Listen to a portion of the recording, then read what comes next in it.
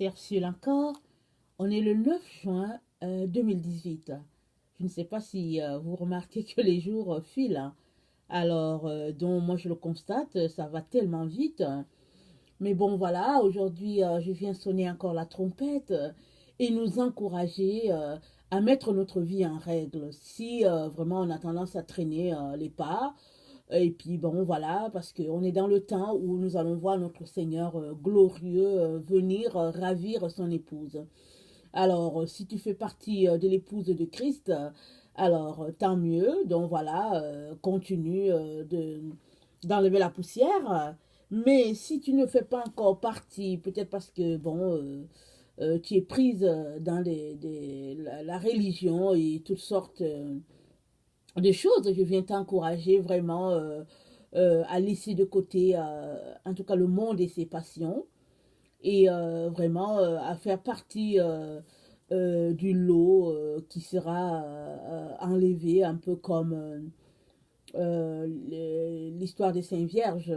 Il y avait eu 10 et à 5 pour une raison vraiment on n'a pas tous les détails, mais toujours est-il qu'elles ont manqué d'huile. Et quand l'époux est venu, elles n'ont pas pu entrer dans la chambre nuptiale avec lui. Alors je viens vraiment nous encourager à faire partie des cinq sages.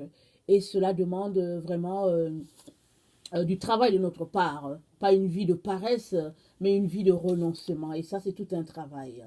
Donc voilà, que le Seigneur vraiment puisse nous aider tous à régler ces problèmes-là. Donc aujourd'hui, je viens parler d'un sujet assez commun à notre sein, à nos milieux, peu importe l'endroit où tu te trouves. Alors ce sujet-là, je parle aujourd'hui de quelle pauvreté ne pas se connaître. Alors dans notre milieu, on parle beaucoup vraiment de pauvreté versus richesse. Alors, dont on le sait tous, les Nations Unies, en tout cas, ils tiennent toujours une grille un peu pour savoir où se trouvent les richesses, où est-ce que c'est réparti. On sait par exemple que si on prend un tableau des Nations Unies, on sait par exemple où se trouvent les pays les plus riches, où se trouvent les pays les plus pauvres. Donc voilà, quoique, bon, ceux-là qui se disent riches, en principe, généralement, ils s'en vont prendre la richesse de l'autre côté, et puis bon, ils se l'approprient, et puis c'est comme ça, c'est la loi du plus fort sur le plus faible, et puis c'est comme ça que ça fonctionne depuis des siècles. Alors, je ne dis pas que c'est comme ça que ça doit rester, Jésus-Christ va rétablir toutes choses un jour, mais pour le moment, c'est comme ça que notre monde est fait et dont il y a plusieurs personnes qui se basent sur ces grilles-là pour savoir au fait à quel niveau ils sont. Et ça, c'est partout, hein. Si tu travailles, par exemple, si on t'a embauché avec un niveau de base, alors tu travailles parce que tu veux gravir les échelons. Alors, si tu as fini de graver tous les échelons et que tu n'as plus de défis, souvent les gens vont quitter le travail et puis ils vont aller chercher autre chose, encore en train de grimper, hein, pour toujours se hisser à une place toujours plus haut.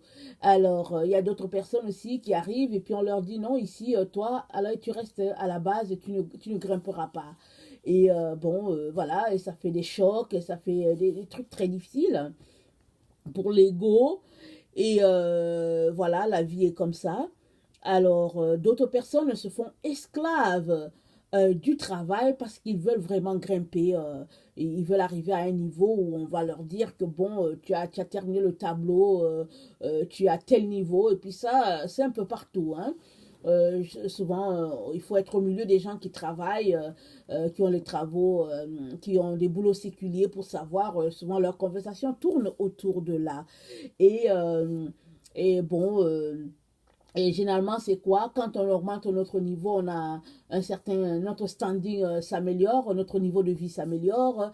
Alors, si on avait une voiture, on va se trouver peut-être un camion, on va s'acheter peut-être un bateau, ou bien on va avoir une moto qui est là pour l'été, on va voyager, on va pouvoir s'amuser, et puis la vie est plus facile, et puis bon, on, on se sent vraiment bien parce qu'on a ce feeling-là qu'on a réussi dans la vie et puis que bon, la grâce de Dieu est sur nous et puis bon, voilà. Et ainsi va la vie. Et souvent, on se retrouve à changer la maison. On se dit, bon, cette maison-ci, on ne l'aime plus parce que, bon, elle fait pas, elle ne fit pas pour notre niveau de vie. Et on veut une maison plus grosse, vraiment, en tout cas, une maison qui va avec notre standing dans la société ou bien avec le poids de notre poche. Et ainsi va la vie. Et c'est comme ça que les gens se comportent et tout. Et et d'autres encore dans nos assemblées, pour ceux qui fréquentent les églises, d'autres encore vont aller de maison en maison pour aller dire aux autres que telle personne est pauvre, voici son niveau voici son niveau, sa planche salariale. Et puis bon, les autres se retrouvent, ils se disent mais c'est pas possible, comment ils font pour vivre? Et puis toutes sortes d'affaires et dont les gens se retrouvent parce que, au fait, notre monde a été taillé comme ça. Alors l'ennemi a créé, a donné des idées aux humains bien sûr. Alors la vie est donc divisée en classes. En classe sociale, et puis la classe sociale, ça vient avec l'argent, le niveau monétaire. Alors, c'est pourquoi on va à l'école. On va à l'école, et puis à certains endroits, ça marche pas avec diplôme, avec les diplômes, pardon, mais avec d'autres, c'est les diplômes. Donc, si toi, par exemple, tu as une maîtrise, tu vas gagner plus d'argent, par exemple, que la personne qui a une licence. Et puis, donc, ça va de soi. Quoique certaines personnes se sont lancées à la course au diplôme et puis finalement il y a des gens qui ont des PhD et puis les PhD sont juste là, ça décore le mur, on a un PhD mais on n'a pas de boulot mais on est satisfait avec le fait qu'il y a un PhD à quelque part. Et puis les parents sont contents du fait que leur fils est PhD et on est assis là et voilà comment l'ennemi maintient le monde vraiment dans cette sorte de prison-là. Mais ce qui est dommage, c'est que même les enfants de Dieu sont dedans. Alors, ils sont tellement dedans que, au fait, ils ont cette satisfaction-là de savoir que un jour, ils auront le paradis à leur esprit. Ils auront le paradis parce qu'ils ont donné leur vie à Jésus-Christ. Et de l'autre côté, dans le monde, ça va bien pour eux parce que ils ont la maison, ils ont la voiture, ils ont la moto, ils ont l'avion, ils ont tout ce qu'on peut imaginer et ils vivent mille à l'heure, ils voyagent, ils font tout ce qu'ils veulent et puis vraiment, la vie est belle. Tout ce qu'ils veulent, ils l'ont. Alors, vraiment, donc plein de chrétiens sont dans cette philosophie-là de la vie et ils attendent que le jour que Jésus viendra, Jésus les prendra parce que ça marche comme ça dans leur esprit. Alors, dont la saga du monde, dont est venu rejoindre l'Église et les enfants de Dieu sont là-dedans. Mais qu'est-ce que Jésus-Christ nous a dit? Ça dit qu'on doit comprendre une chose. Est-ce qu'on marche selon les critères du monde ou bien est-ce qu'on marche selon les critères de Jésus? Alors si on marche selon les critères du monde, alors il est très important qu'on enlève le pied de l'Église complètement et qu'on le mette carrément dans le monde. Mais si on marche selon les critères de Jésus-Christ, alors il est très important qu'on puisse s'arrêter et aller voir ce que Jésus-Christ a dit. Parce que Jésus-Christ a dit que la pauvreté, c'est ne pas avoir... La pauvreté, ce n'est pas manquer de possession matérielle. Mais la pauvreté, c'est ne pas se connaître. Alors, je le cite, mais cela est dans l'évangile de Thomas. C'est un évangile qu'ils ont classé apocryphe. Ils ne nous l'ont pas donné, mais sur Internet, c'est là. Et c'est un truc de 4 ou 5 pages, pas plus. Et quand on lit, c'est vraiment extraordinaire. Et quand tu le liras, tu comprendras pourquoi on te l'a enlevé. Alors, c'est écrit sous forme de proverbe, un peu exactement comme les proverbes. Et donc voilà, alors surtout les mêmes choses, parce que les mêmes choses que Jésus-Christ a dit, qui a été relaté par exemple, Luc ou bien Marc. Alors, dont j'aimerais rappeler que dans les 4 évangiles, il y a Luc et Marc qui ont retransmis ce que les autres leur ont dit. Alors, Matthieu, c'était le disciple de Jésus-Christ. Jean, c'était le disciple de Jésus-Christ. Alors, voilà, donc Marc et Matthieu, ils ont relaté un peu ça, en tout cas, l'évangile, ce qui se trouve dans l'évangile de Thomas se retrouve un peu dans les 4 évangiles. Alors, ça se trouve sur Internet, et puis c'est là que j'ai lu ça. Alors, Jésus-Christ a dit à ses disciples que la pauvreté, ce n'est pas le fait de manquer de possession matérielle, mais la pauvreté, c'est ne pas se connaître. Pourquoi est-ce que Jésus-Christ a pointé à ça? C'est parce que si tu connais la raison pour laquelle tu es sur la terre, tu vas travailler à cette raison-là. Alors tu vas passer ton temps à tout faire pour accomplir ta destinée, pour accomplir la raison pour laquelle tu es sur la terre. Alors j'espère que si tu es un enfant de Dieu, j'espère que tu t'es déjà posé cette question-là. Moi, j'ai des enfants et j'ai déjà des enfants qui m'ont demandé, mais maman, pourquoi est-ce que je suis sur la terre? Alors, c'est une question qui m'a beaucoup impressionnée parce qu'il fut aussi un temps dans ma vie où j'ai dû m'arrêter pour me poser la question. J'avais autour de 15 ans, j'avais déjà commencé à me poser la question, à savoir, mais pourquoi est-ce que je suis sur la terre? Alors, ce n'est pas une surprise pour moi qu'aujourd'hui, je sache exactement pour la raison pour laquelle je suis sur la terre. Parce que j'ai cherché, alors que je n'étais qu'une adolescente, j'ai commencé à chercher. Donc, il est très important que tu te poses la question à savoir pourquoi est-ce que tu es sur la terre. Parce qu'à partir d'un certain moment, si tu connais le Seigneur et que tu marches devant lui, à partir d'un certain moment, l'Esprit de Dieu en toi va faire que tu vas t'arrêter, tu vas te dire, mais pourquoi est-ce que je suis sur la terre? Je suis sur la terre pourquoi? Est-ce que je suis sur la terre pour manger, pour dormir, juste faire... fonder une famille et puis aller au travail, revenir, c'est quoi ma raison sur la terre? Et à partir du moment où tu vas te poser cette question-là, alors je peux te dire que à partir de là, la sagesse, la lumière, tout va s'allumer autour de toi parce que tu vas venir chercher la face de Dieu, parce que tu veux savoir pourquoi tu es là et tu vas prier pour que Dieu t'aide à accomplir ce pourquoi tu es là. Et quand tu vas découvrir cette chose-là, tu vas travailler toute ta vie pour que cette chose-là puisse se réaliser. Et c'est ça la richesse devant Jésus-Christ. Parce que Jésus-Christ a dit quoi? Il a dit, vous connaîtrez la vérité et la vérité vous rendra libre. Ça, c'est dans Jean 8, le verset 32. Alors, tu connaîtras la vérité sur quoi? La vérité sur toi-même et la vérité sur la création, sur tout ce qui est autour de toi, tout ce qui est en toi. Mais il faut que tu te mettes à la chercher. Et quand tu connaîtras cette vérité-là, tu réaliseras que tu es venu sur la terre pour ceci et tu travailleras à cela. Alors, suppose que tu es venu sur la terre pour faire de l'argent. Alors, si tu découvres que tu es venu sur la terre pour faire de l'argent, tu vas comprendre que tu fais de l'argent non pas pour toi. Tu fais de l'argent pour les œuvres que Dieu aura déjà préparées d'avance pour toi. Peut-être que Dieu t'a envoyé sur la terre pour faire de l'argent, pour soutenir les œuvres missionnaires. Peut-être que Dieu t'a envoyé sur la terre pour bâtir les écoles bibliques. Peut-être que Dieu t'a envoyé sur la terre pour pouvoir aider les pauvres, un peu comme Mère Teresa a fait. Alors, tant et aussi longtemps que tu ne connais pas la raison pour laquelle tu es sur la terre, tu vas juste vivre insatisfait et tu ne sauras même pas pourquoi tu es là. Tu vas passer ton temps vraiment à gaspiller ton temps et ton énergie par-ci, par-là, et puis peut-être à vagabonder. Mais du moment que tu connais la raison pour laquelle tu es sur la terre, tu vas travailler à cette raison-là. Si tu es venu sur la terre pour pouvoir sensibiliser les gens au fait qu'il y a un Dieu, il y a un ciel, il y a un enfer, alors tu vas te concentrer à faire ce travail-là, corps et âme, sans t'occuper des autres choses.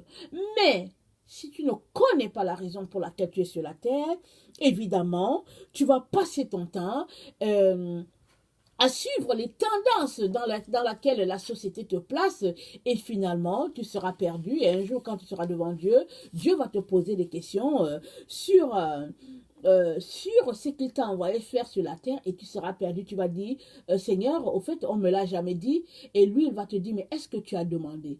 Parce que si tu ne demandes pas, tu ne sauras pas. Parce que ça veut dire que tu vis tout simplement satisfait. Mais si tu n'es pas satisfait, alors il faut que tu demandes. Il faut que tu viennes voir Dieu pour lui demander, mais pourquoi est-ce que je suis sur la terre? Parce que ton pasteur ne peut pas répondre à la question pour toi. Tes parents ne peuvent pas répondre à la question. Ils peuvent juste te diriger. Oui, il y a certains parents à qui Dieu a donné la lumière, qui vont voir l'enfant, ils vont dire, ah, celui-là, je pense que vraiment Dieu l'appelle dans tel domaine et ils vont essayer de t'orienter. Mais ils ne pourront pas te donner la raison spécifique.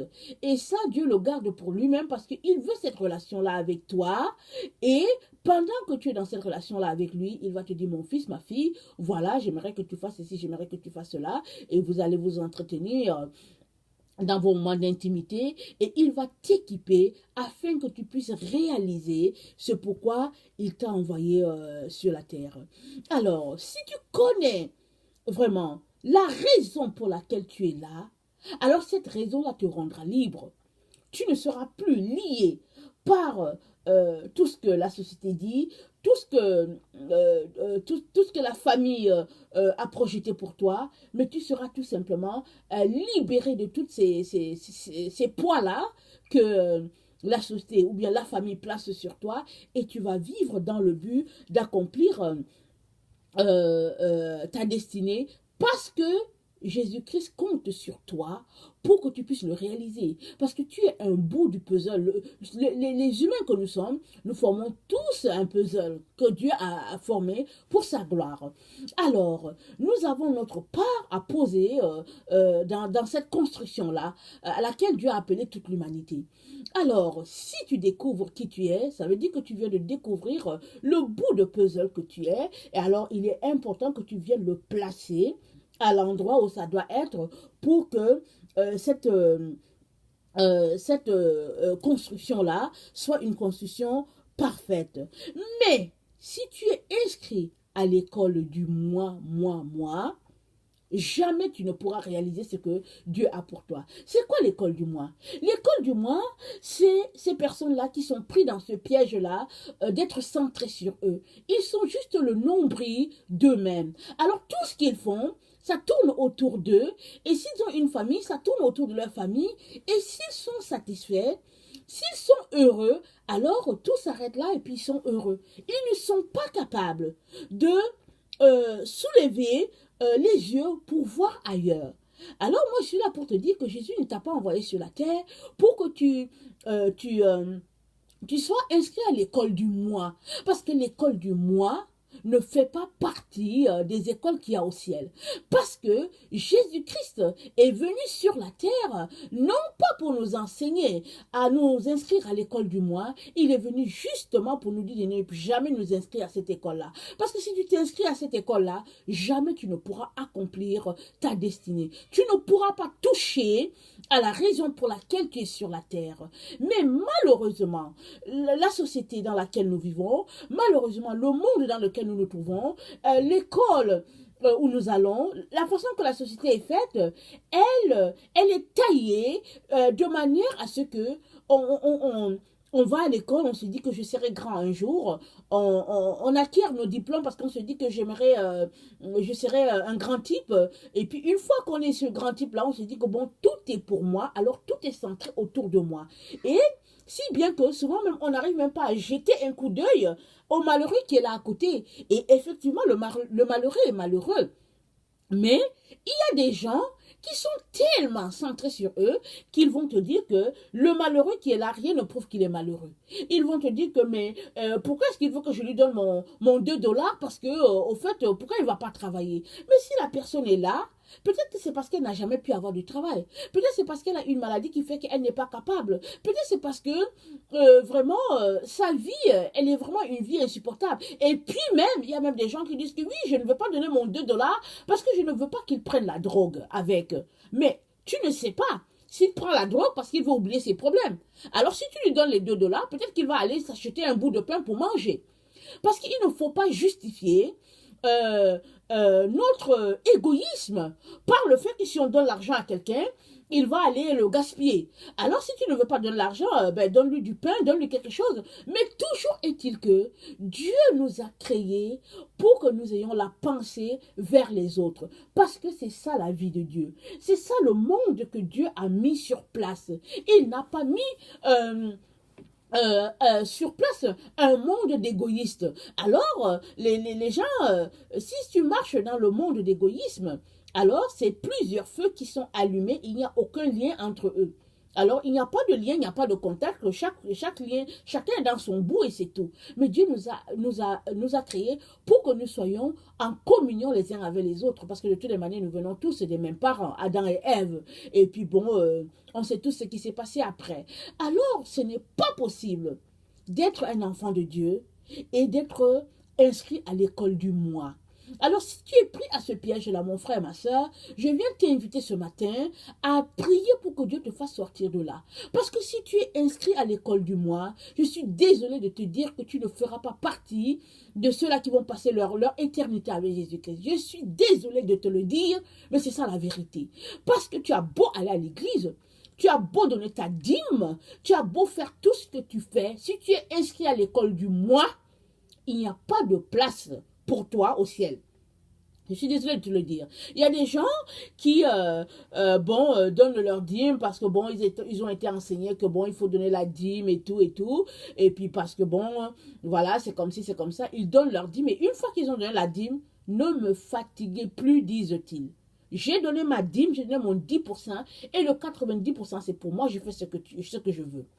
Mais ce que nous devons comprendre, si tu es inscrit à l'école de la dîme et que tu donnes ta dîme, c'est une bonne chose parce que je suppose que c'est ta relation avec le Seigneur. Mais de ce que j'ai compris, lisant les Écritures, j'ai compris que rien ne nous appartient. 100% appartient à Dieu parce que Dieu a dit, si tu as été infidèle dans les richesses injustes, alors qu'il te donnera les richesses qui sont les tiennes. Alors cela veut dire que tout ce que tu as en main, tu le gères pour Dieu le Père. Alors tout ce que Dieu t'a donné, c'est pour lui.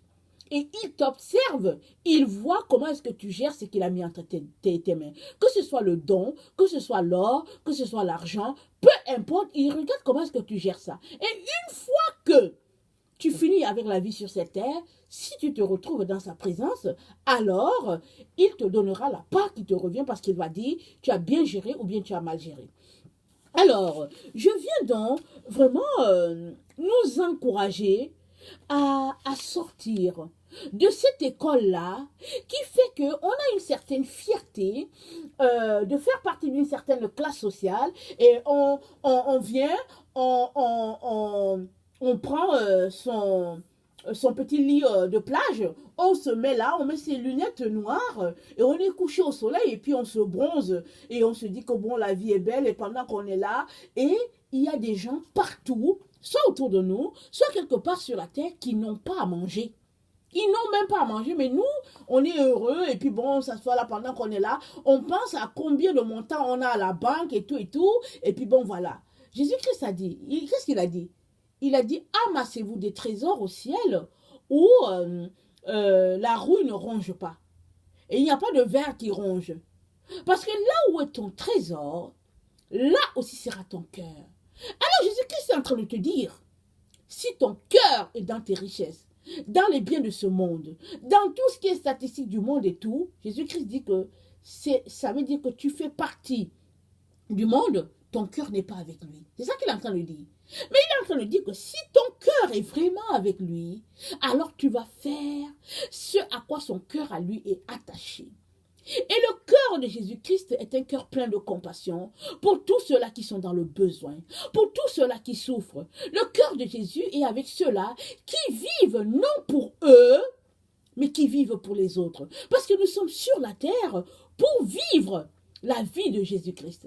Nous sommes là pour que les autres puissent voir la vie de Jésus-Christ en nous et que les gens puissent dire oui, il y a un Dieu sur la terre. Je l'ai rencontré en Bertrand, je l'ai rencontré en Gertrude, je l'ai rencontré en Solange. Mais si les gens te voient prendre ta voiture à tous les dimanches, aller à l'église, et qu'après, ils te voient mener la même vie que eux, alors pourquoi veux-tu qu'ils viennent te poser des questions sur ton Jésus? Parce que tu es comme eux. Tu n'es pas différent. Et peut-être même souvent tu peux être pire qu'eux. Alors pourquoi veux-tu qu'il accepte ton Jésus? Et ou bien si tu es quelqu'un, parce qu'il y a il y a un bon groupe de chrétiens qui ont donné leur vie à Jésus-Christ parce qu'ils ne veulent pas aller en enfer. Alors si tu fais partie de ce groupe-là, je viens tout simplement t'annoncer que malgré le fait que tu vas à l'église et que tu fais tout ça parce que tu ne veux pas aller en enfer, tu vas quand même finir en enfer.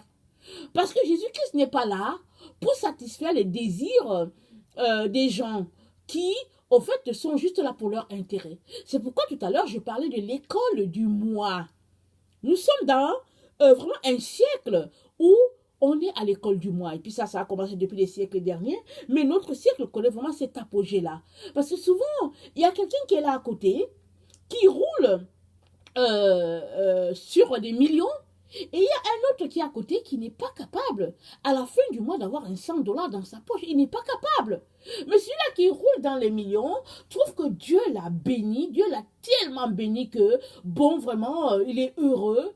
Et il n'ose pas soulever la tête pour regarder à côté. Exactement l'histoire de l'homme riche et du pauvre Lazare. Et la Bible nous dit même quoi? Elle nous dit que Lazare se couchait à côté, juste même pour qu'on lui donne quelque chose, mais personne ne s'occupait de lui. Et puis les chiens venaient lécher ses blessures. Et un jour, la vie a fini sur la terre. Et là, c'est comme ça que le riche s'est rendu compte que Lazare était dans la gloire et que lui, il était dans l'enfer. Et il a commencé à crier au Père pour dire, oh, au secours, au secours. Je viens t'encourager ce matin à ne pas embarquer sur cette voie-là. Parce que c'est la voie de la perdition. Jésus-Christ a donné toute sa vie pour que toi et moi puissions donner toute notre vie aussi. Alors, ne t'arrête pas sur les statistiques. Ne te concentre pas sur ce que l'UNESCO dit, les Nations Unies, sur ce qui est dit, et où est ta classe, où est-ce que tu te trouves, à quel niveau. Ne te concentre pas sur ça. Tout ce que tu as, regarde-le comme de la boue à tes pieds, comme a dit Paul, afin de gagner Christ. C'est ça qui est dit. Fais tout pour gagner Christ. Parce que si tu n'as pas été capable de traiter ton prochain comme toi-même, je ne pense pas que Jésus-Christ va t'accepter. Parce que le ciel, c'est pour tous ceux-là qui ont fait de la terre vraiment un lieu où Jésus-Christ est démontré en eux. C'est pour tous ceux-là qui, ayant vécu sur la terre, ont vraiment mené la vie du ciel. Alors le ciel est pour eux. Mais si étant sur la terre, tu as mené la vie de la terre, alors tu resteras sur la terre. Voilà, c'est comme ça. Mais si étant sur la terre, tu as mené la vie du ciel, alors oui, tu seras au ciel. Parce que tu t'es comporté sur la terre comme si tu étais au ciel. Parce qu'on aime souvent chanter, on aime souvent dire qu'on est assis avec Christ dans le lieu céleste. Mais qu'est-ce que ça veut dire être assis avec Christ dans le lieu céleste? Ça veut dire que, alors que tu es sur la terre, toute ta vie, elle est au ciel. Toute ta vie, c'est la vie du ciel. Tu manges comme au ciel. Tu fais tout ce que le ciel fait. Toutes tes pensées sont tournées vers ton Père. Et quand tu vois une situation, tu te dis comment papa réagirait. Et tu agis exactement comme ton Père agirait. Et tu pleures pour les gens, avec les gens qui pleurent. Et puis tu es vraiment le visage de Jésus-Christ sur la terre. C'est ça, être assis avec Christ dans le lieu céleste. Ce n'est pas juste de chanter, je suis assis avec Christ dans le lieu céleste, et puis tu tapes les mains et tout. Et puis quand tu sors de là, tu te comportes pire qu'un païen. Ce n'est pas ça. Alors, voilà, si vraiment tu as Christ dans ta vie, alors tu ne mèneras pas la vie du moi et tu marcheras dans ce que Jésus appelle vraiment la vraie vie. Parce que si ta vie à toi consiste à graver les échelons dans la société, à monter les niveaux, à voir combien tu as d'argent dans ta poche et puis qu'est-ce que tu as, quels sont tes avoirs et tout, alors tu n'as pas encore compris le message de Jésus-Christ. Il est bon que tu retournes à la base, que tu reprennes ta Bible, que tu t'asseyes, que tu l'étudies encore. Parce que un tel comportement va te faire rater le ciel. Ça, il est très important que tu le saches. Alors, quelle pauvreté! Ne pas se connaître. Ça, c'est très important que tu enregistres cela. Alors, que notre Dieu vraiment vous donne de pouvoir le chercher et de connaître la raison pour laquelle vous êtes sur la terre. Si toi, tu es quelqu'un qui ne connaît pas le Seigneur Jésus-Christ, je viens te dire que Jésus-Christ est mort pour toi. C'est lui le chemin, c'est lui la vérité, c'est lui la vie. Il n'y a pas de religion qui va te sauver. Même la religion chrétienne ne te sauverait pas. La seule personne qui te sauvera, c'est Jésus-Christ. Alors, si tu lui donnes ta vie, alors il fera de ta vie un joyau. Alors soyez bénis, que sa grâce demeure sur vous. Amen.